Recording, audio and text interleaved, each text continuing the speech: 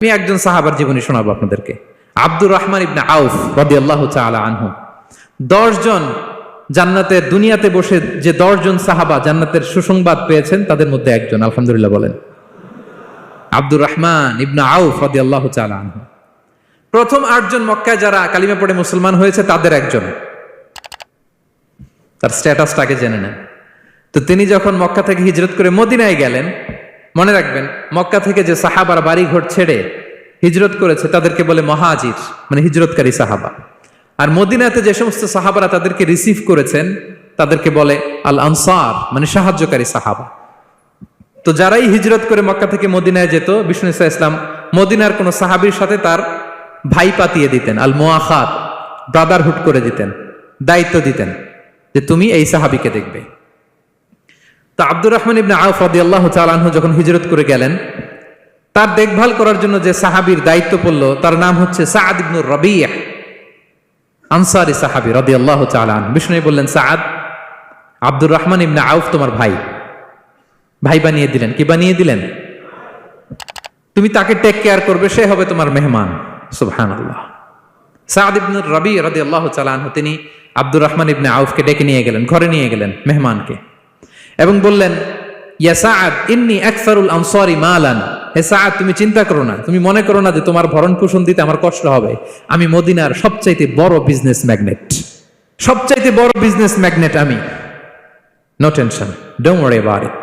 Tension নিও না, আসো, তোমার জন্য আমার কি প্রপোজাল শোনো।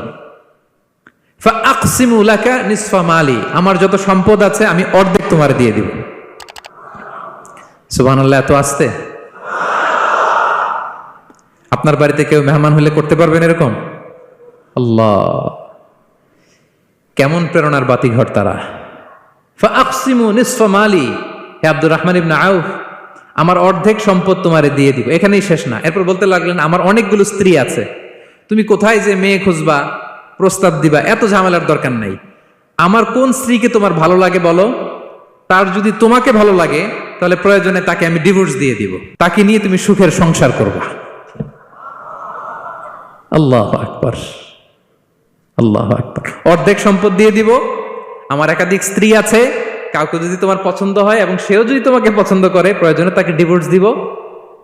New life, new career, just go on. আমরা এই সুযোগ পেলে কি করতাম? সাথে সাথে অর্ধেক সম্পদ নিয়ে নিতাম, ঠিক কিনা? আব্দুর রহমান ইবনে আউফ প্রেরণার বাতিঘর। উনি কি করলেন? উনি বললেন, লা হাজাতা লি ফি যালিক। আমার ভাই, তুমি যে বলছো সাআদ ইবনে রবি, তুমি যে এত চমৎকার প্রপোজাল দিয়েছো, এতেই আমি খুশি। তোমার কোনো কিছুর আমার দরকার নাই। বারাকাল্লাহু লাকা ফি আহলিকা ওয়া মালিক, আল্লাহ তোমার সম্পদে বরকত দেখ, আল্লাহ তোমার পরিবারেও বরকত দেখ। তবে একটা কষ্ট করতে হবে, সেটা কি? আব্দুর রহমান ইবনে আউফ বললেন, দুল্লানি ইলা সুক, just show me the way to market.